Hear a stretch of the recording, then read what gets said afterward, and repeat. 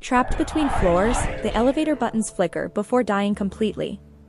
Strange symbols flash where numbers should be, like some ancient language warning me to stay inside. The doors screech open to a hallway I've never seen before. The walls are covered in peeling wallpaper, and the air feels thick, almost alive. Against every instinct, I step out. The elevator doors slam shut with a metallic bang. Then I hear it, a raspy whisper right behind my neck, "You shouldn't have left."